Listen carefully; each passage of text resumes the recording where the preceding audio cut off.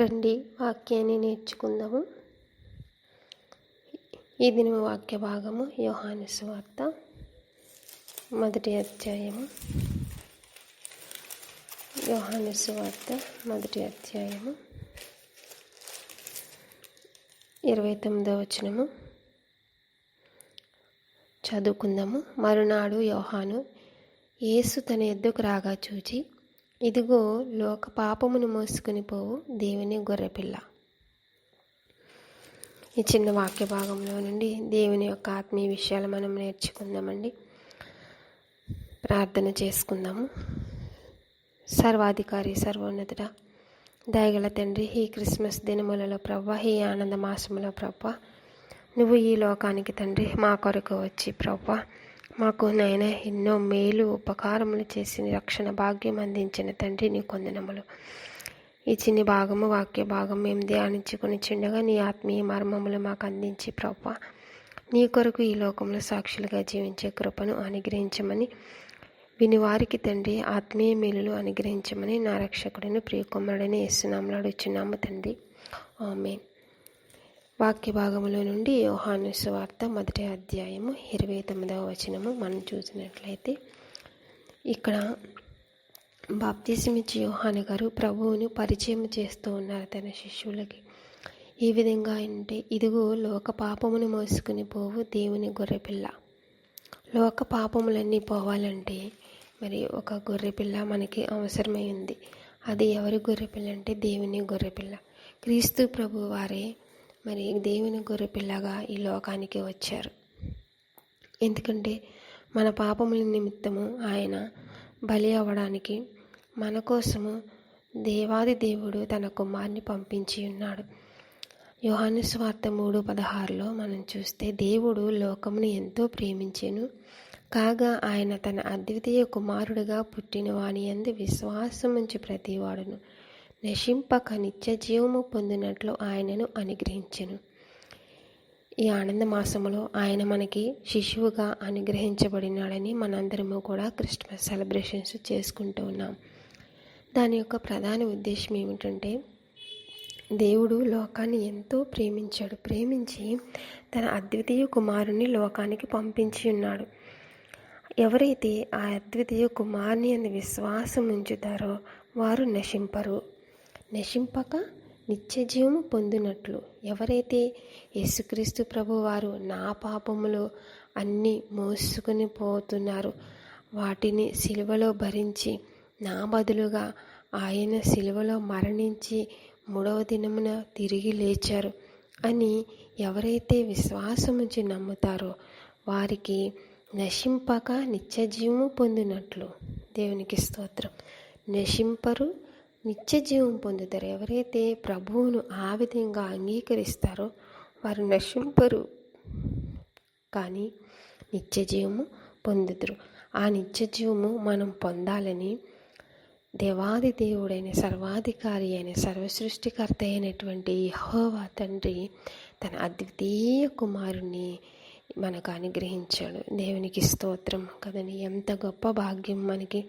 దేవుని కుమారుడే, దేవుని అద్వితీయ కుమారుడే ఈ భూమిలో మన కొరకు జన్మించారు. ఈ భూమిలో ఒక పసిబాలునిగా ఈ ఆనంద మాసంలో జన్మించారని మనము సెలబ్రేషన్స్ చేసుకుంటున్నాం.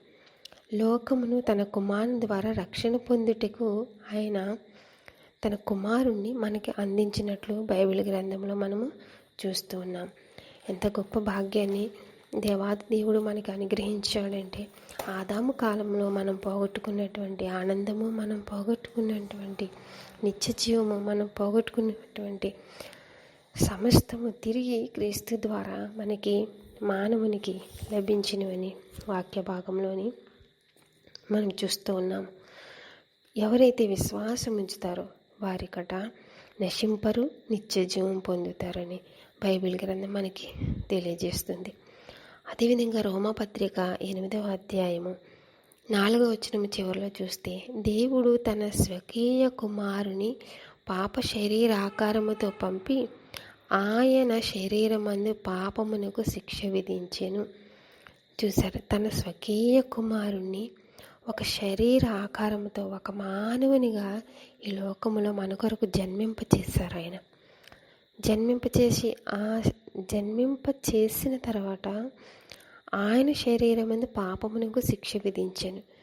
నిజానికి ఆయన శరీరమందు ఏ పాపము లేదు, కానీ యోహాను గారు పరిచయం చేసినట్లు లోక పాపములు మోసుకొని పోతుంది దేవుని గొర్రెపిల్ల. ఈ లోకస్తులందరి పాపములు ఆయనపై వేస్తేనట ఆ గొర్రెపిల్ల మోసుకుని పోతుందట. అలాగే ఆయన కల్వరిగిరి వరకు మోసారు, సిలువలో మోసారు, బాధల రూపంలో మోసారు, కొరడా రూపంలో మోసారు, ముళ్ళ కిరీటం రూపంలో మోసారు. అందరి పాపములు ఆయన మీద మోపబడినవి. ప్రియమైన దేవుని బిడ్డ, ఈ వాక్యం నువ్వు వింటున్నప్పుడు, నీవు పుట్టినప్పటి నుంచి ఏదైనా పాపం చేసి ఉంటే, నీకు అనిపిస్తూ ఉంటే, నీ అంతరాత్మ గద్దిస్తూ ఉంటే, ఆ పాపములు ఇదిగో ఈ గొర్రెపిల్లపై వేసినట్లయితే, గొర్రెపిల్ల అయిన ప్రభు వారిపై నువ్వు వేసినట్లయితే, ఆ గొర్రెపిల్ల నీ పాపములు మోసుకుని పోతుంది కల్వరిగిరి వరకు. మనం అనుకుంటే ఎప్పుడో 2000 సంవత్సరాల క్రితం ఇది జరిగింది కదా. 2000 సంవత్సరాల క్రితము ఎలాగ ఆయన జన్మించారు, తర్వాత 33.5 సంవత్సరాలు జీవించారు, తర్వాత సిలువ వేయబడ్డారు, తిరిగి లేచారు. అది ఎప్పుడుదో అని నువ్వు అనుకోవచ్చు, కానీ అది ఎప్పుడు కూడా జరుగుతూనే ఉంటుంది. ఎవరైతే ఆయన నామం విశ్వాసం ఉంచి, ప్రభువా నేను పాపిని తండ్రి అని విశ్వాసం ఉంచి వారి యొక్క పాపములు ప్రభు పాదాల దగ్గర ఒప్పుకొని ఉంటారో, వారికి వెంటనే నీతిమత్తము కలుగుతుంది అని బైబిల్ గ్రంథము మనకి తెలియజేస్తుంది. ఎందుకంటే మన పాపముల నిమిత్తము ఆయన ఎప్పుడూ మన కొరకు సిలువ వేయబడి ఉన్నారు అని వాక్య గ్రంథము మనకి తెలియజేస్తూ ఉంది. అదే రోమాపత్రికలో 5వ అధ్యాయం 8వ వచనం మనం చూసుకున్నట్లయితే, రోమాపత్రిక 5వ అధ్యాయము 8వ వచనం, అయితే దేవుడు మన ఎడల తన ప్రేమను వెల్లడిపరుచుచున్నాడు. దేవునికి మనమంటే చాలా ప్రేమ. ఆయన ఆ ప్రేమ ఎలా వెల్లడిపరుస్తున్నారు అని బైబిల్ గ్రంథంలో మనం చూసినట్లయితే, ఎట్లనగా అంటే ఎలా వెల్లడిపరుస్తుంది, మనం ఇంకా నువ్వు పాపులమై ఉండగానే క్రీస్తు మన కొరకు చనిపోయాను. మనం ఇంకా పాపులం, మంచివారము కాదు, పాపులమై ఉన్నాం, పాపం చేస్తూనే ఉన్నాము. అయితే పరలోకపు తండ్రి క్రీస్తును మన కొరకు పంపి ఉన్నారు. అది క్రిస్మస్, అదే రక్షణ. మనకి క్రీస్తును మన కొరకు పంపి ఉన్నారు. మన కొరకు ఎందుకు పంపి ఉన్నారు? మన పాపములు మోసుకుని పోవుటకు పంపి ఉన్నారు. దేవునికి స్తోత్రం. ఎవరైతే విశ్వాసం ఉంచుతారో, ఎవరైతే క్రీస్తు మాత్రమే నా పాపములను మోసుకుని పోయే దేవుని గొర్రెపిల్లని ఎవరైతే నమ్ముతారో, వారు నీతిమంతులుగా తీర్చబడుదురు అని మనకి బైబిల్ గ్రంథము స్పష్టంగా ఇక్కడ మనము తెలియజేస్తుంది.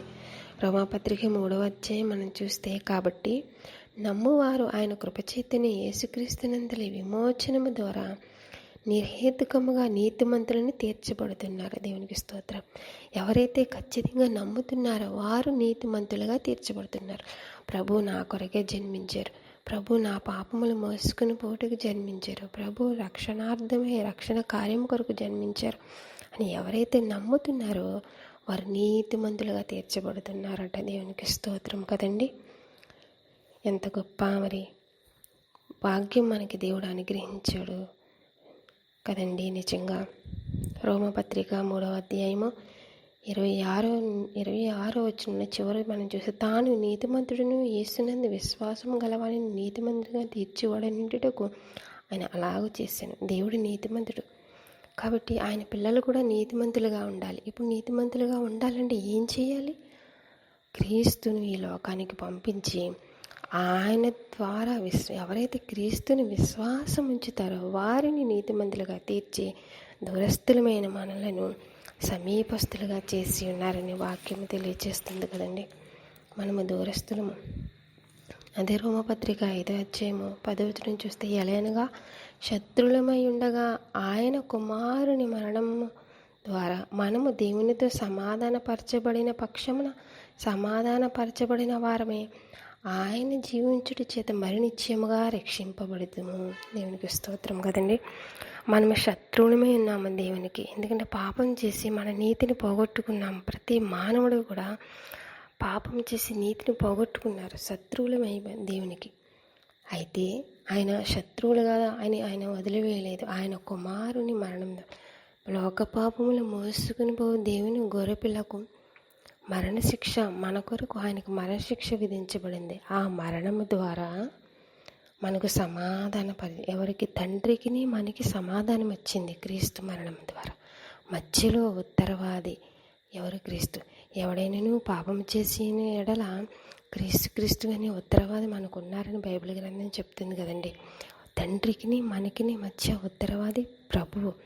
ఎవరైతే అలాగూ విశ్వాసం ఉంచుతారో వారు చూడండి తండ్రికి మనకి సమాధానం ఉంటుంది. అప్పుడు తండ్రికి మనకి మంచి సంబంధాలు ఉంటాయి. సమాధానపరచబడిన వారమై ఆయన జీవించుట మరి నిత్యముగా రక్షించబడదు. ఆయన జీవించుట చేత అంటే ఆయన పాపమునకు ఆయనకి శిక్ష, మన పాపం నిమిత్తం ఆయన శిక్ష విధించబడింది. 3వ దినమున ఆయన తిరిగి లేచి ఆయన జీవించాడు.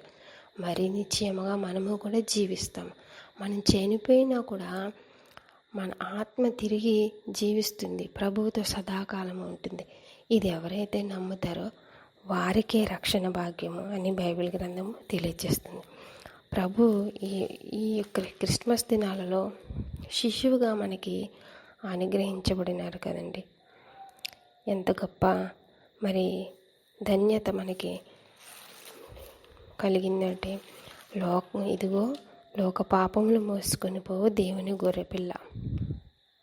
అలాగే రోమపత్రిక 10వ అధ్యాయము 4వ వచనం, విశ్వసించు ప్రతి వానికి నీతి కలుగుటకి.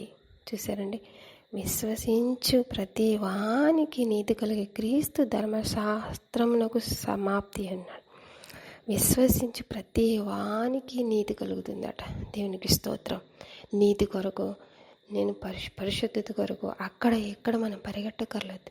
ప్రభువుని విశ్వసిస్తే మనకు నీతి కలుగుతుంది. దేవునికి స్తోత్రం. ఎంత గొప్ప భాగ్యం. ఆయన నా రక్షకుడు, నా రక్షణ కొరకు ఆయన జన్మించాడు. నా పాపముల నిమిత్తమే, నా పాపముల కొరకు ఆయన జన్మించబడ్డాడు. నా పాపముల నిమిత్తం ఆయన ఈ లోకానికి పంపబడినాడు అని ఎవరైతే విశ్వాసం ఉంచి దేవుని కుమారుని విశ్వాసం ఉంచుతారో వారు నీతిమంతులుగా తీర్చబడతారని చక్కగా రోమపత్రిక మనం తెలియజేస్తుంది కదండి. ఈ యొక్క క్రిస్మస్ దినాలలో ఇదిగో ఒక పాపములు మోసుకొని పోవు దేవుని గొర్రెపిల్ల మనకు అనుగ్రహించబడింది. దేవునికి స్తుతులు. అందు నిమిత్తము ఆయనకు కృతజ్ఞతాస్తుతులు చెల్లిస్తూ మనం ఈ వాక్యాన్ని ధ్యానించుకుంటూ ఈ వాక్యాన్ని నెమరవేస్తూ మన జీవితాలు గడపాలని ఈ క్రిస్మస్ ఆశీర్వాదములు ప్రభువా మా పాపముల నిమిత్తమే మాకు అనుగ్రహించిన క్రీస్తుని బట్టి నీకు వందనాలని ఆరాధించుకుంటూ మరి ఈ కొద్ది వాక్యాన్ని దేవుడు దీవించి ఆశీర్వదించబడాలని ఈ వాక్యం ద్వారా మీరు కూడా ఆశీర్వదించబడాలని మన పాపములన్నీ ఆయన కృపలో ఆయన రక్తంలో తుడిచివేయబడి మనము దేవునికి సమీపస్తులమే అవ్వాలని కొద్ది ప్రార్థన, ఈ కొద్ది వాక్యం ఆయన దృష్టికి అంగీకారముగా ఉండాలని యేసుక్రీస్తు నామంలో మీకు అందరికీ శుభవందనములు. Happy Christmas, merry Christmas. ఆమేన్.